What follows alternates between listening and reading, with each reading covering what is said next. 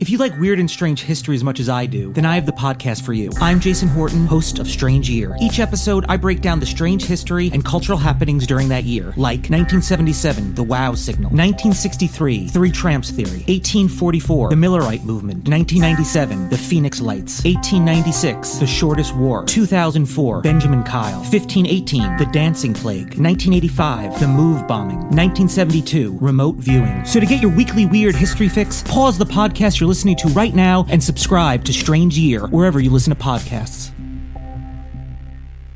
A poem, a code, a dead man. I'm Jason Horton. I'm Rebecca Lieb. And this is Ghost Town.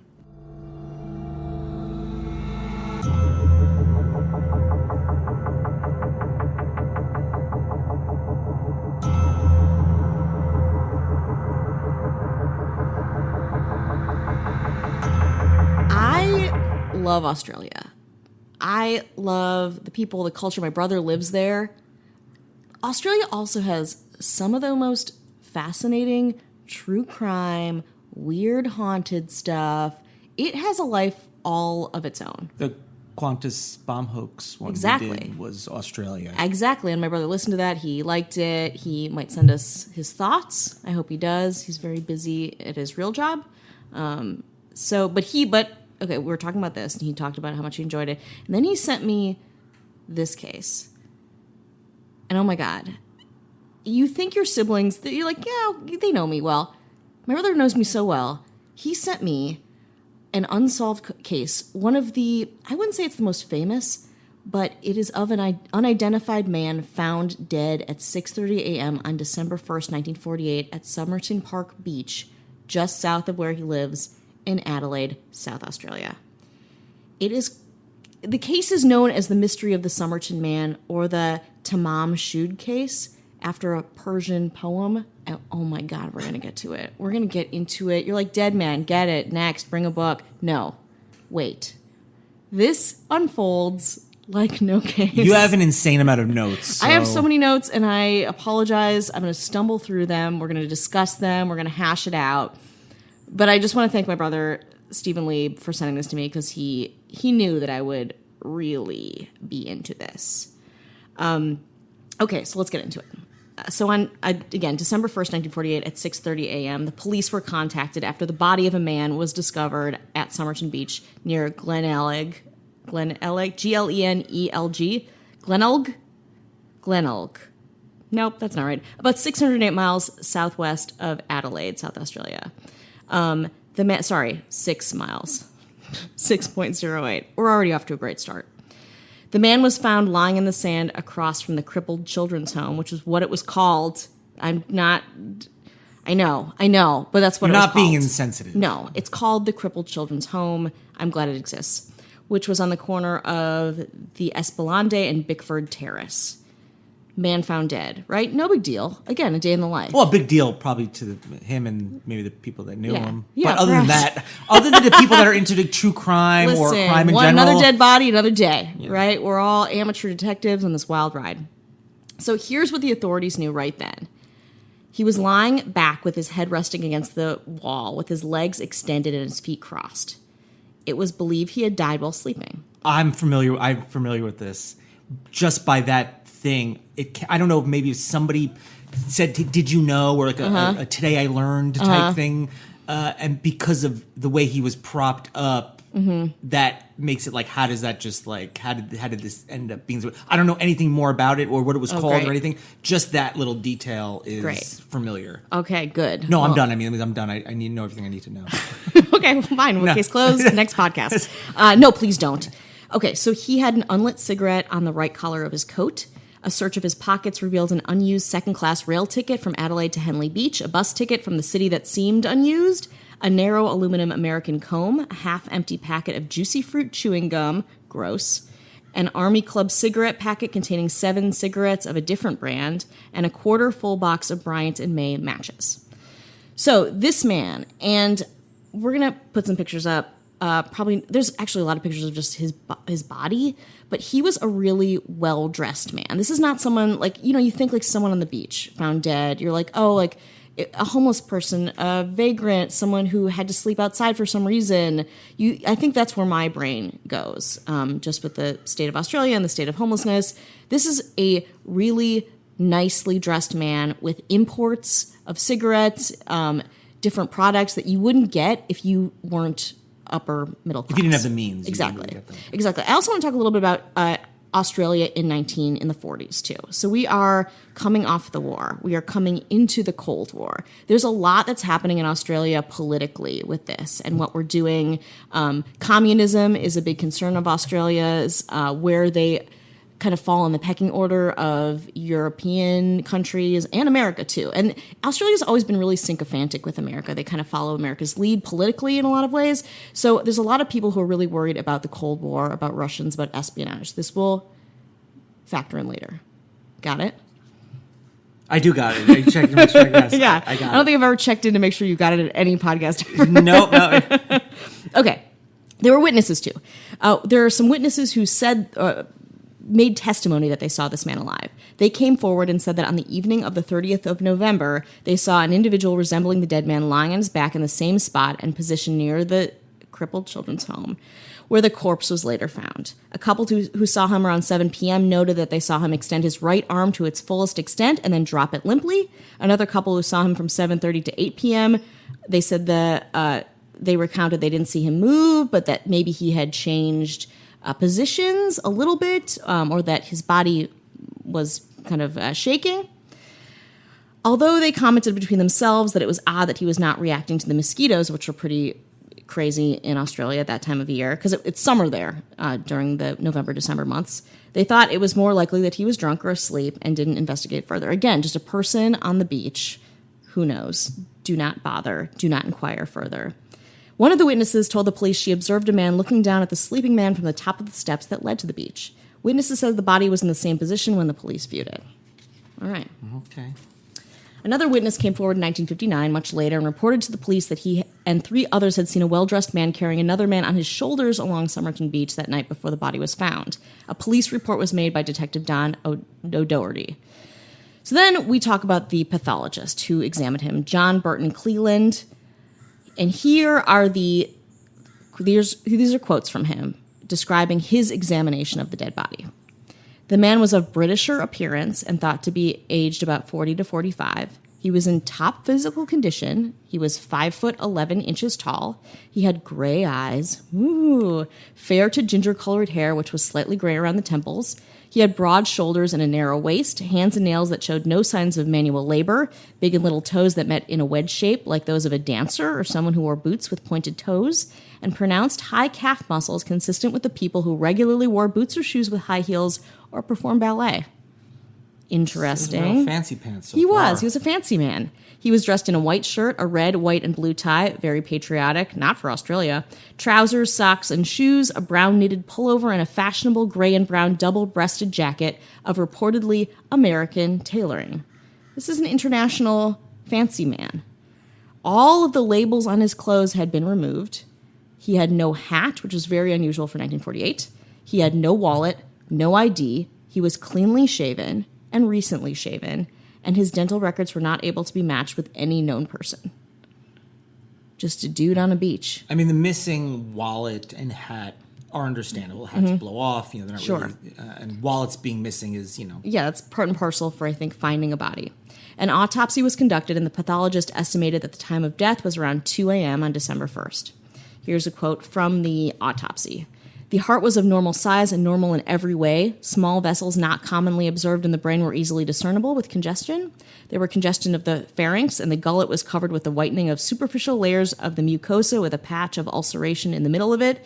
The stomach was deeply congested. There was congestion in the second half of the duodenum. Don't know where that is. There was blood mixed with the food in his stomach. Both kidneys were congested, and the liver contained a great excess of blood in its vessels.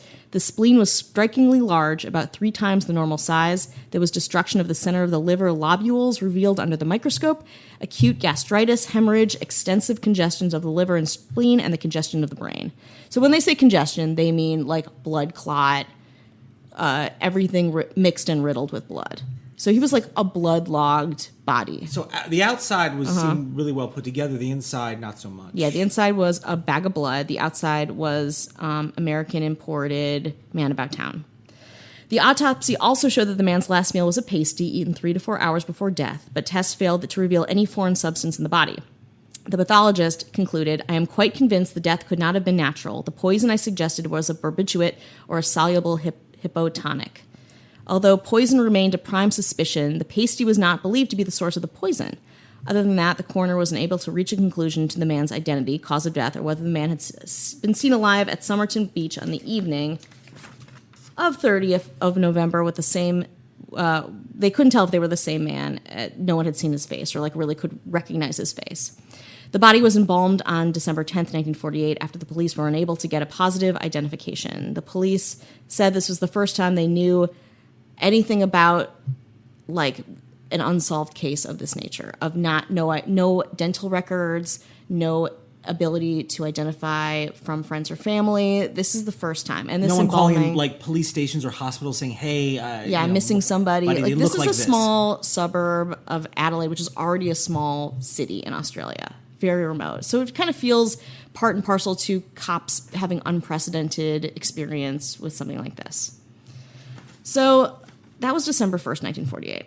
Let's cut to January 14th, 1949. Okay. Staff at the Adelaide railway station, we're just going about their business. I can tell this is where things are, things are going to go a little off the rails. Yeah, that's what I like. So our friends at the Adelaide railway station were just doing their jobs when they discovered a brown suitcase with its label removed, which had been checked into the station cloakroom after 11 a.m. on the 30th of November, 1948. So they were like, okay, let's check this out.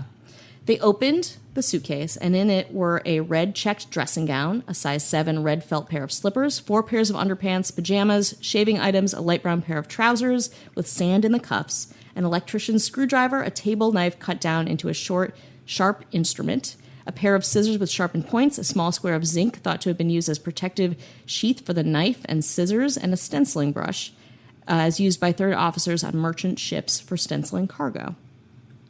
Also in the suitcase was a thread card of Barber brand orange wax thread of an unusual type, not available in Australia. It was the same that was used to repair the lining in a pocket of the trousers that the dead man was wearing. All identification marks on the clothes had been removed, but police found the name T. Keane, Keane, on a tie, Keane on a laundry bag, and then Kean, without that E, on a singlet, along with 3-day dry cleaning marks on the 7th of November. Sorry, these are just numbers. They're not dates. They're just dry cleaning tags. Police believe that whoever removed the clothing tags either overlooked these 3 items or purposefully left the Keane tags on the clothes, knowing Keane was not the dead man's name. With wartime rationing still enforced in Australia, which is also an interesting point, clothing was difficult to acquire at that time, and he had a lot of it and nice stuff. Although it was common practice to use name tags, it was also common when buying secondhand clothing to remove the tags of the previous owners. What was unusual was that there were no spare socks found in the case, no correspondence, although the police found pencils and unused letter stationery. A search conducted that there were no T. Keanes missing in any English-speaking country, and a nationwide circulation of the dry cleaning marks also didn't go anywhere. In fact, all that could be found from the suitcase was that the front gusset and feather stitching on a coat found in the case indicated that it had been manufactured in the United States. The coat had not been imported, indicating the man had been to the United States, indicating the man was probably there and had bought some coats, bought some things of a similar size. Police checked incoming train records and believed the man had arrived in Adelaide by overnight train either from Melbourne, Sydney, or Port Augusta. They speculated he had showered and shaved at city baths, although there were no tickets on his body, before returning to the train station to purchase a ticket for the 10:50 a.m. train to Henley Beach, which for whatever reason he had missed or didn't catch. Also, despite the name, City Baths was not like a public bathing area. It was like a pool. It was like kind of like a gross swimming pool that you would just kind of on the sly go in and maybe you like shower, whatever, like get that shit together. So this guy immediately checked his suitcase at the station room before leaving the station and catching a bus to Glenelg. The railway station bathing facilities were there. Like, the railway station had places to shower and, like, get yourself together, too, which is also important and much more convenient. The city baths were accessed from the station's northern exit via this laneway that he would take this bus to. There is no record of the station's bathroom facilities being unavailable or the day he arrived. We have no idea why he went to the city baths, which were close to the beach where he was found. All right, another piece of evidence. Pop it in there. So John Burton Cleland, the guy I quoted before and who had examined the body initially, re-examined the body on June 17th, 1949, as did coroner Thomas Erskine Cleland, who was his brother and another coroner. So we got a coroner bros on the case. Here are notes from the coroner after this examination. The man's shoes were remarkably clean and appeared to have been recently polished rather than being in the state expected of shoes of a man who had apparently been wandering around the beach all day. Evidence fitted in with the theory that the body might have been brought to Somerton Beach after the man's death, accounting for the lack of evidence of vomiting and convulsions, which are two main physiological reactions to poison. None of the witnesses could positively identify the man they saw the previous night as being the same person discovered that morning. There remained the possibility the man had died somewhere else and had been dumped at the beach. He stressed that this was purely speculation, and the witnesses definitely believed it was the same person. Cedric Station Hicks, professor of physiology and pharmacology at the University of Adelaide, testified that a group of drugs, variants of a drug called number 1 and number 2, very mysterious, were extremely toxic in a relatively small oral dose and would be extremely difficult, if not impossible, to identify even if it had been suspected in the first instance. So this is the guy that came in to talk about the poison and seeing if poison was really a part of how this man died.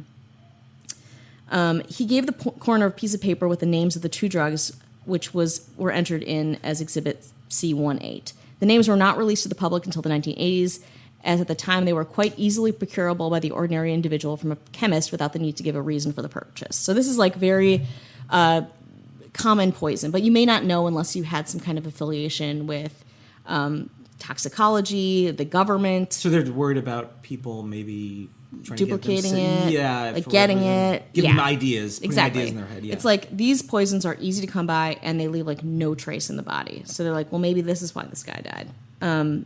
Anyway, he noted that the only fact not found in relation to the body was evidence of vomiting. He then stated that its absence was not unknown, but that he could not make a frank conclusion about this guy being poisoned without it. The toxicologist stated that if death had occurred 7 hours after the man was last seen to move, it would imply a massive dose that could still have been undetectable. It was noted that the movement seen by witnesses at 7 p.m. could have been the last convulsion preceding death. Earlier in the inquiry, the coroner said, I would be prepared to find that if he died from poison, that the poison was probably a glucoside, that it was not accidentally administered, but I cannot say whether it was administered by the deceased himself or by some other person. Despite these findings, he could not determine the cause of death of this guy. Cleland, the coroner, remained that if the body had been carried to its final resting place, that all difficulties would disappear. There was a plaster cast made of the man's head and shoulders. The lack of success in determining the identity and cause of the death of this guy was incredibly puzzling to authorities, who called it an unparalleled mystery and really didn't think they would know what happened. So we're going to take a break there, and then we're going to get right back into it.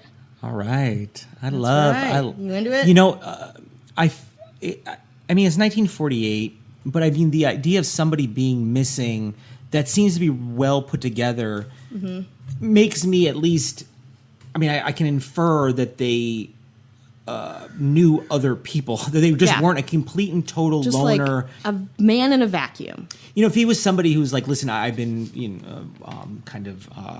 distanced from everyone else I've known for 30 years. Yeah. Maybe people would be like, I don't know, that could have been my father that left us when we were 5. I don't know. But this seems like somebody who would have known somebody at some point and be in like, their whole lives. Yeah. And 1940, it's not like, there's photography. Yeah. There's, have you seen this? It wasn't milk cartons back then, but there was something similar. Some kind of communication. And not one, if someone was missing. like not somebody's just being like, oh yeah, I know that dude. It's a random. It's like they had hit a wall until now. Oh. So during the inquest, something else very mysterious was found on the man's body. So this is the second time they examined the body. They missed this the first time entirely. Sewn on into the dead man's trouser pocket. So inside the pocket was a tiny piece of rolled up paper with the words "Tamam Shud" printed on it. Public library officials called in to translate the text identified it as a phrase meaning ended or finished, found on the last page of the Rubaiyat of Omar Khayyam. The paper's other side was blank. Police conducted an Australia-wide search to find a copy of the book that had that blank page. So it was cut out from the book. Oh, okay, so it was from books. So they were like, okay, the other side is blank. So that means like we can try to test this paper. There's a picture. I don't know if there's actually a picture of this specifically, but there are like the books and like going through them, and they're like, all right, all over Australia looking for this book of, and the Rubaiyat of Omar Khayyam is this book of poetry. It's about mortality. It's about life cycles. It's supposed to be very beautifully written. A photograph of the scrap of paper was released to the press. Following a public appeal by the police, the copy of the Rubaiyat from which the page was torn out was finally located. A man showed the police a 1941 edition of the 1859 translation of the Rubaiyat, published by Whitcomb and Toombs in New Zealand. Detective Sergeant Lionel Lean, who led the initial investigation, often protected the privacy of witnesses in public statements by using pseudonyms. Lean referred to the man who found the book by the pseudonym Ronald Francis, and he has never been officially identified. And this will happen again later and will cause a lot of confusion with when anyone has tried to research this case. It's really hard because stuff gets lost, as we'll talk about later, and people have these pseudonyms and their information has not been kept up. And they're doing that to protect the people who are involved in the case or who become involved in the case. But it's also like anytime you want to investigate, you can't. Like, you don't even know where to start. You have these weird statements, and you're like, I don't even know how to find out if this is a thing because I don't have... At one point, we had this information, now we don't. It's like regression. So Francis, Ronald Francis, pseudonym of the guy who had the book, has not considered that the book might be connected to the case until he had seen an article in the previous day's newspaper. On the inside back cover of the book, detectives identified indentations from handwriting. These included a telephone number, an unidentified number, and a text that resembled an encrypted message. According to statements by the police, the book was found in the rear footwell of a car about the same time that the body of the unidentified man had been found. There are some inconsistencies and ambiguities about the finding of the Rubaiyat of Omar Khayyam. One newspaper article refers to the book being found about a week or two before the body was found. Former South Australian Police Detective Gary Feltis, who dealt with the manor as a cold case later, reports that the book was found just after that man was found on the beach at Somerton. The timing is significant because based on the suitcase, the man was supposed to have arrived in Adelaide the day before he was found on the beach. If a book was found 1 or 2 weeks before, it probably meant that the man had visited previously or had been to Adelaide for a longer period. Most accounts state that the book was found in an unlocked car parked on the road near Gleneleg, either in the rear floor well or the back seat. The handwriting found in the back of the book of the Rubaiyat of Omar Khayyam is presumed to be some kind of code.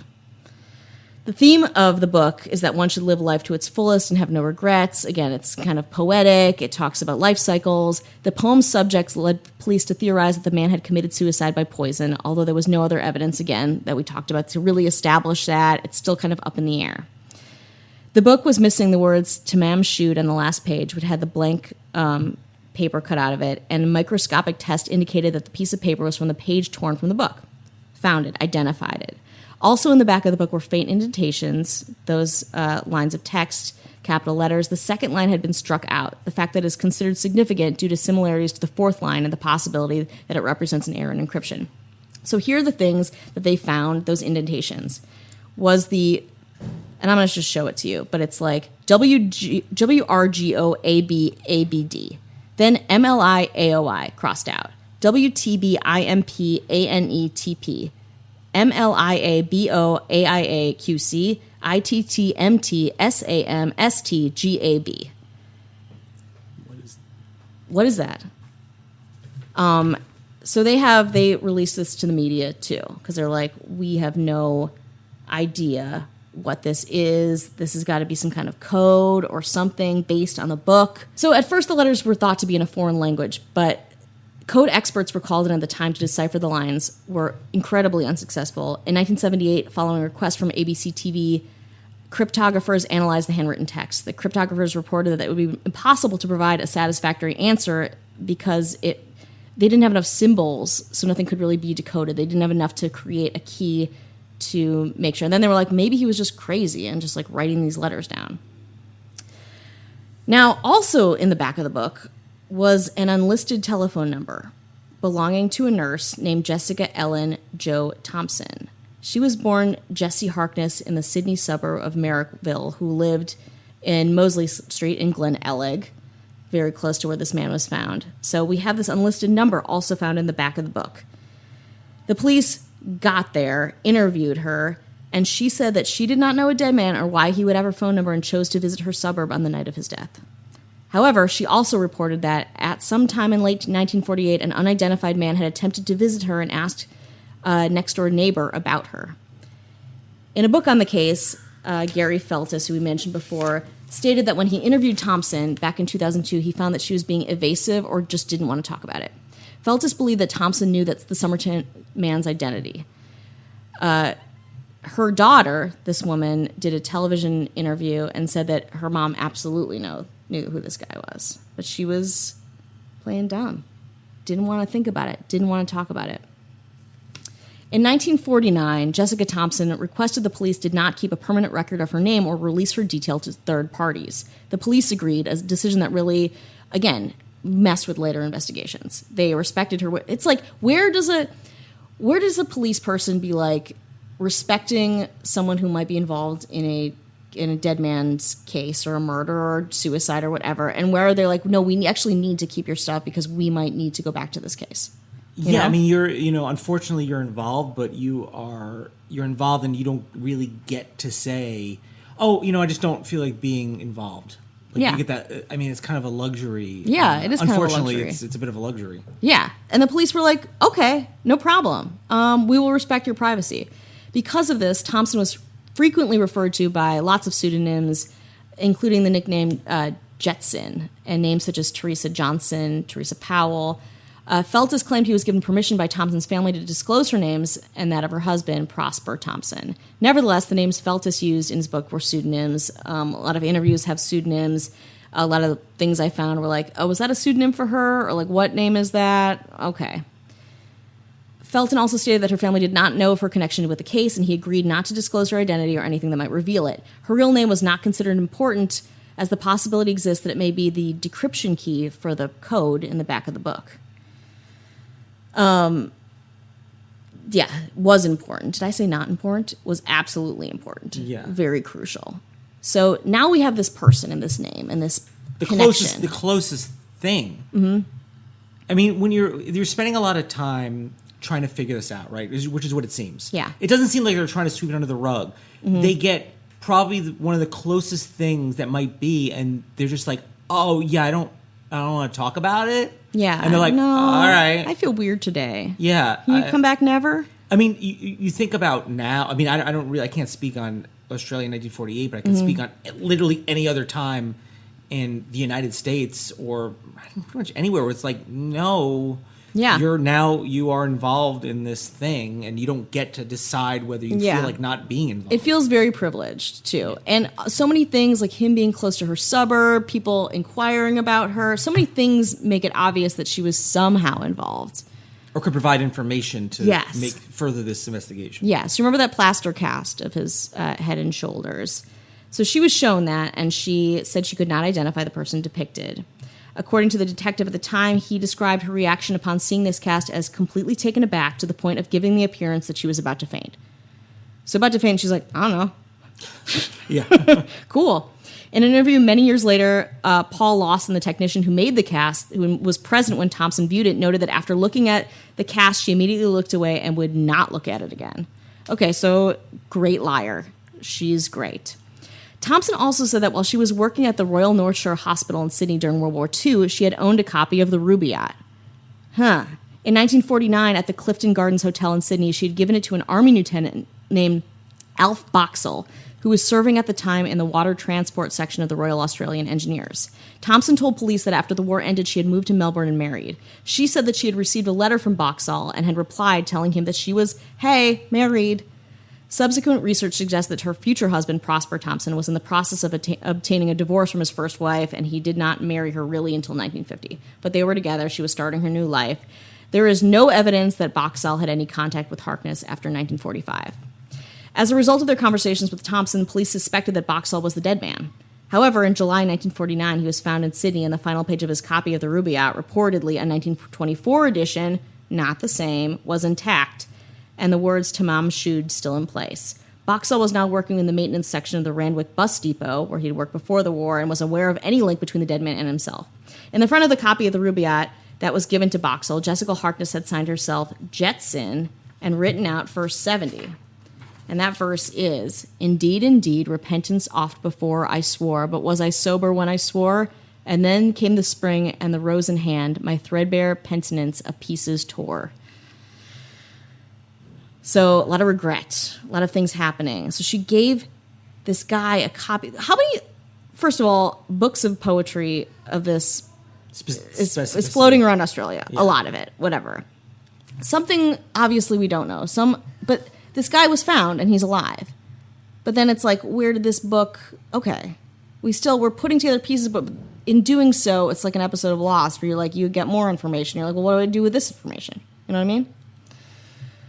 In 1949, the man from Somerton Beach Bench was buried in Adelaide's West Terrace Cemetery, where the Salvation Army conducted the service. The South Australian Grandstand Bookmakers Association paid for the service to not have him just like be dumped somewhere in, I don't know, like I guess you get cremated if there's no one to claim your remains or anything. I'm not sure what happens to you. Years after the burial, flowers began appearing at the grave. Police questioned a woman seen leaving the cemetery, but she claimed she knew nothing of the man. About the same time, Ina Harvey, the receptionist from the Strathmore Hotel opposite Adelaide Railway Station, revealed that a strange man had stayed in room 21 or 23 for days around the time of the death, checking out November 30th, 1948. She said he was an English-speaking and only carried a small black case, not unlike the musician or a doctor might carry. When an employee looked inside the case, he told Harvey he had found an object inside, described looking kind of like a needle. So, more things. More information being surfaced. On November 22nd, 1959, an inmate named E.B. Collins, who was incarcerated in New Zealand's Wangui prison, claimed to know the identity of the dead man. He didn't give much more information than that, and I couldn't find any more information than that, but there have been numerous unsuccessful attempts in the 60 years since his discovery to crack the letters found in the rear of the book, including the efforts by military, naval intelligence, mathematicians, amateur code crackers. In 2004, retired detective Gary Feltis, that we, again, talked about before, suggested that the final line, ITTMTSAMSTGAB, could stand for the initials, "It's time to move south, Australia, Mosley Street." The former nurse lived on Mosley Street, and that's the main road through Gleneagles. A 2014 analysis by computational linguist John Reeling also supports the theory that the letters are some kind of initials of an English text, but he couldn't find a match to what literature and said that they're probably shorthand, not a code at all, and that we're probably not going to figure it out what he ever meant to say. So thanks for being positive, John Reeling. In 1994, John Harbour Phillips, Chief Justice of Victoria and Chairman of the Victorian Institute of Forensic Medicine, reviewed the case to determine that the cause of death and concluded that there seems to be little doubt that it was digilias, which is a steroid that gives you a powerful heart attack. Which, again, I don't know how close the steroid is to that poison that we talked about earlier, but Phillips thought that this, because the organs were engorged and because there was no natural reason for him just to die. So engorged, like we talk about the blood-logged, and again, these are very different interpretations of this man's death, but possibly by a similar powerful drug or steroid. Former South Australian Chief Superintendent Len Brown, who worked on the case in the 1940s, stated that he believes the man was from a country in the Warsaw Pact, which led to the police's inability to confirm the man's identity. So the Warsaw Pact was a Cold War treaty in 1955, which meant that he had some kind of high government status. They didn't have clearance or information on his identity. We're not sure. The South Australian Police Historic Society holds the bust, which contains strands of the man's hair, too. So they have hair, they have the bust. Any further attempts to identify the body have been hampered by the embalming process, which destroyed most of the DNA. And apparently, I guess since they have the hair, that doesn't work either, or like they tested it and they couldn't use it. There's no other evidence that exists. The brown suitcase was destroyed in 1986. The statements that police have filed over the years and all of the people that have written in are all gone. So we're losing evidence. We're gaining information. We're losing more evidence. We're getting information that doesn't make sense with prior evidence. And it's just a giant tangle of a mess. And it seems like they're spending, every couple of years they're going back and reevaluating what's happening, but it seems to be like at a thing of trying to decode text and stuff like that, and not somebody claiming to be like, yeah, that was my blank, my brother, my cousin, my uncle, my father, this friend, Jessica coworker. Thompson woman who's obviously involved somehow but doesn't want to talk at all. So there's been a lot of theories, possible identities, speculation, updates.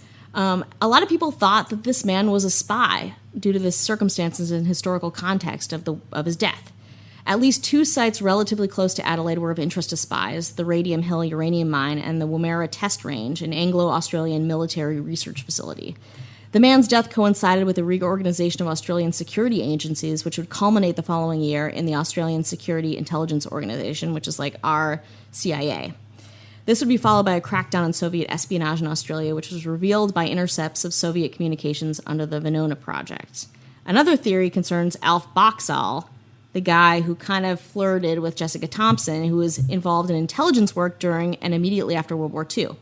In a 1978 television interview, Stuart Littlemore asks, Mr. Boxall, you've been working, hadn't you, in an intelligence unit before you met this young woman, Jessica. Did you talk to her at all about this? In reply, Boxall said no. And when asked if Harkness could have known, Boxall replied, not unless somebody else told her. When Littlemore suggests in the interview that there may have been some espionage connection to the dead men in Adelaide, Boxall replied, it's quite a melodramatic thesis, isn't it? Boxall's Army service record suggests that he was served in the 4th Water Transport Company before being seconded to the North Australia Observer Unit, a special operations unit, and then during his time, he rose in rank, was promoted to corporal, and then to lieutenant within 3 months. So, is there some kind of something where the names, the identity of Alf Boxall and this man had dovetailed? Did he take on the identity of this person? Did he kill this person? Is there espionage involved? That of course, obviously, it romanticizes it, kind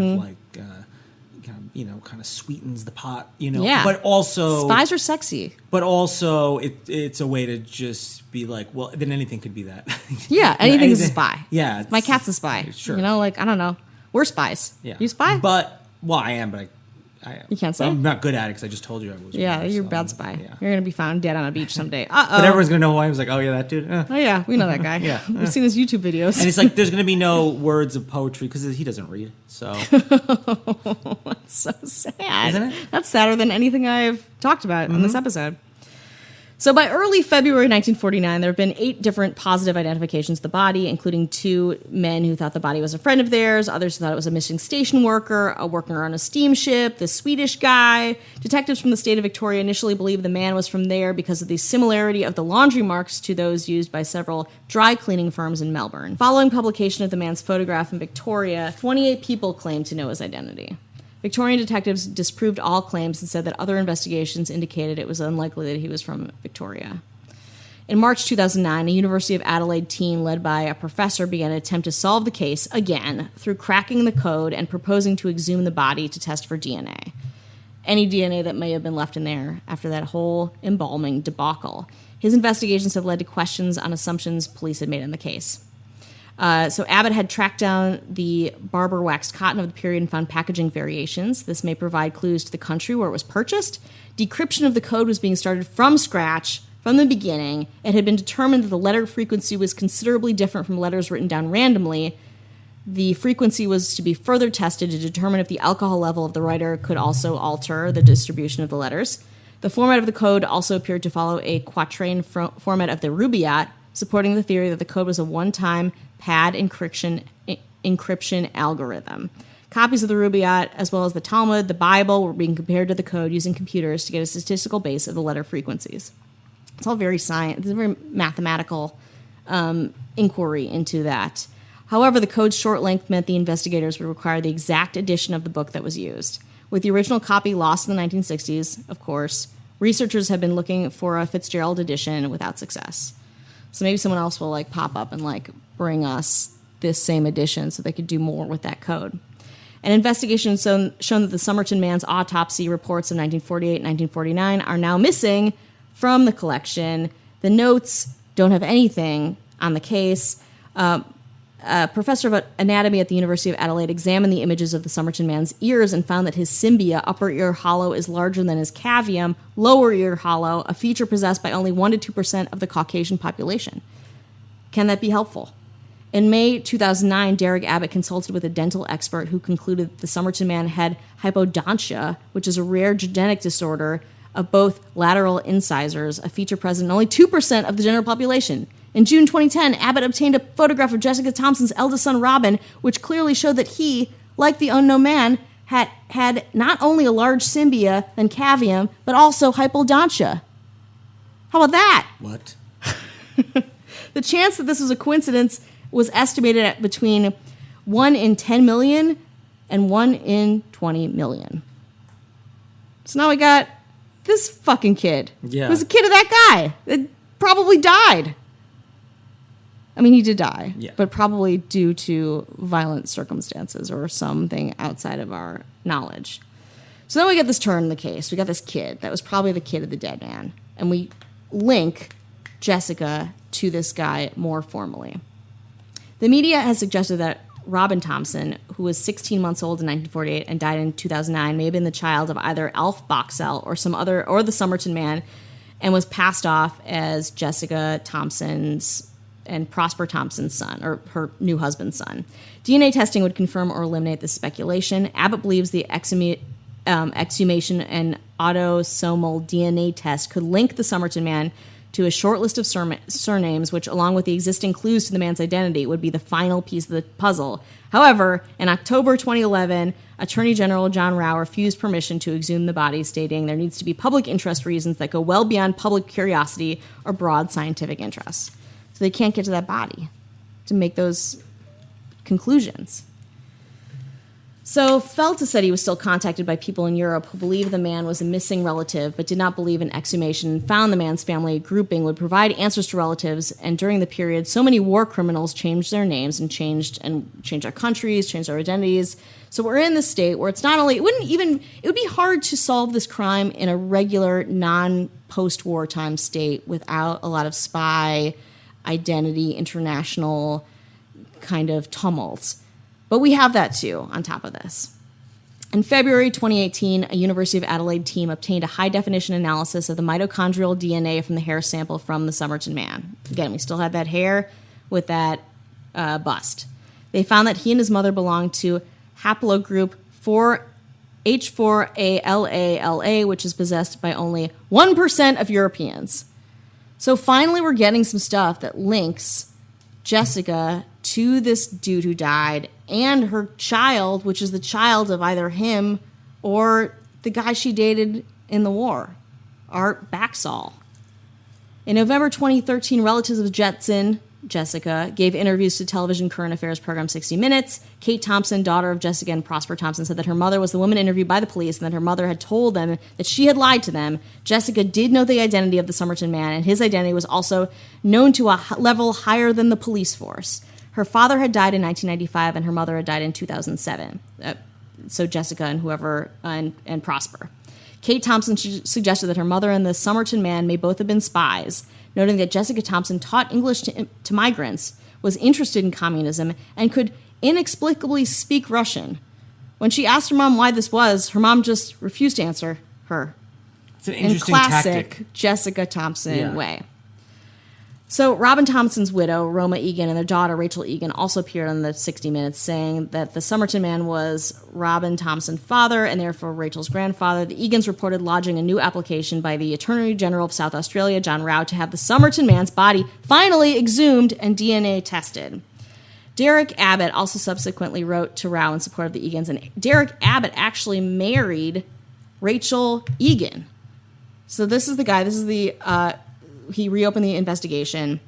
He was a professor at University of Adelaide, and she is the great-granddaughter of Jessica Thompson. So with death, there also brings love and new life. Anyway, they're still trying to get that shit exhumed. They're still struggling. This is a case that has been decades in the making and has so many different parts involved in it, so many different mysterious elements. a lot of what I found for this specific episode is from Wikipedia, but I also want to credit The Lost Man by Graham Wood. It's from California Sunday Magazine, ABC News reporting, and of course, Abbott Derrick and the University of Adelaide.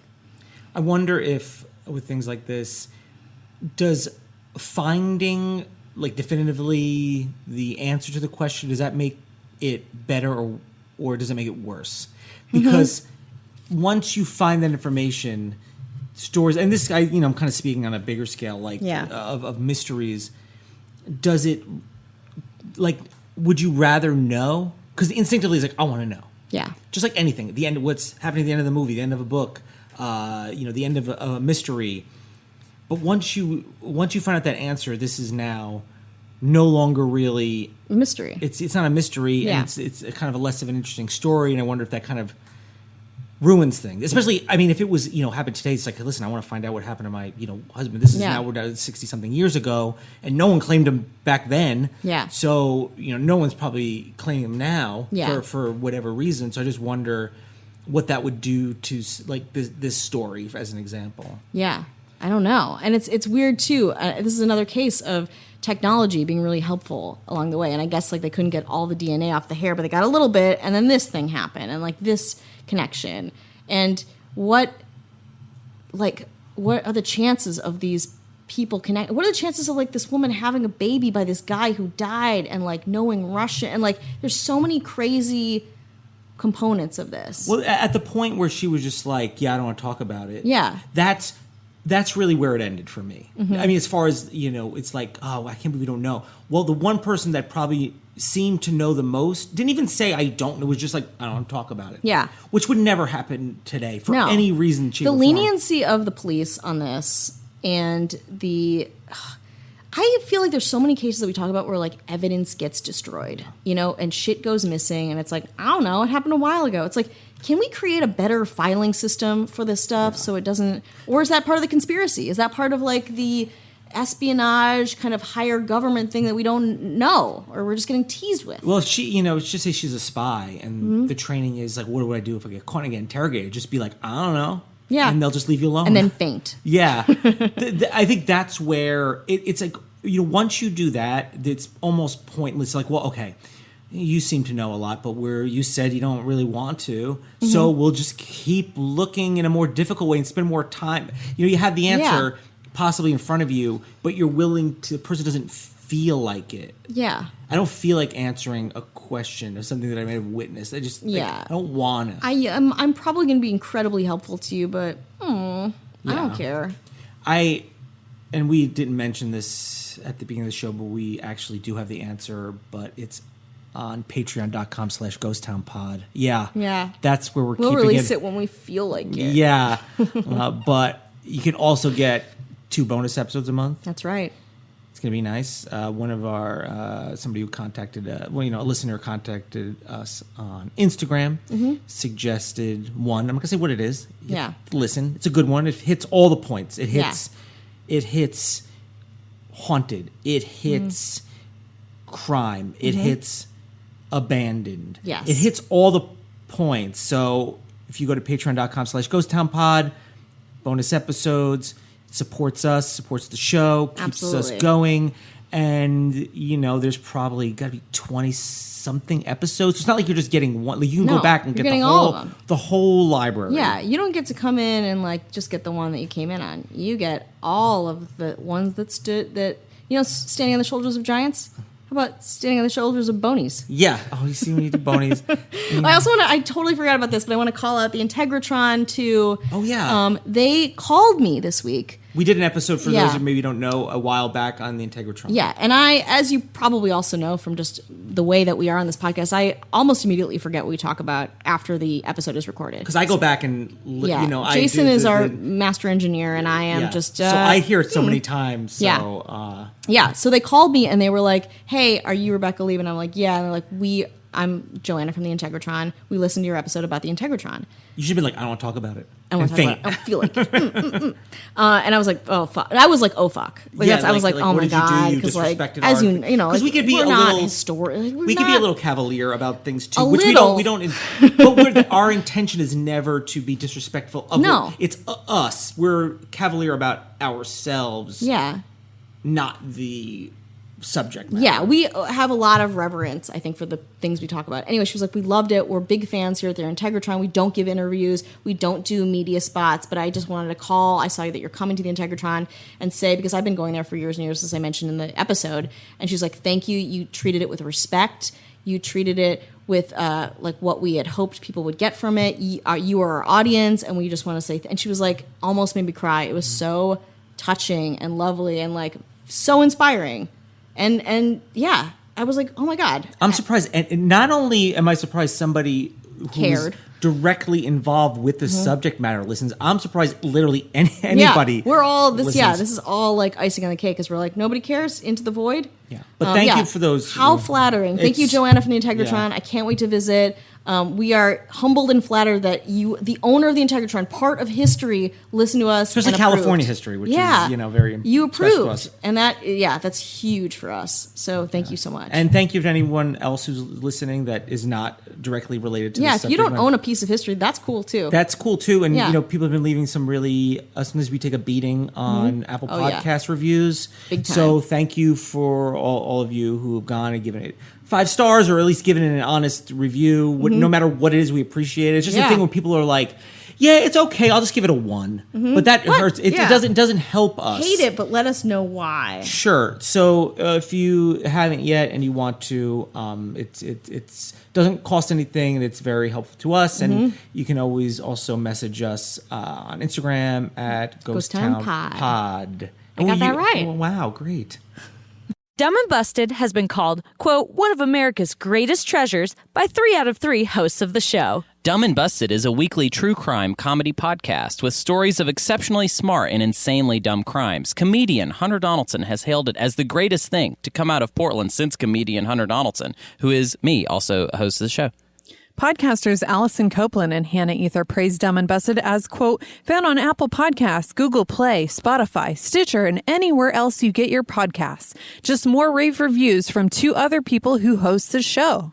Catch us every Thursday and follow us at Dumb and Busted on Facebook, Instagram, and Twitter. Crime you later!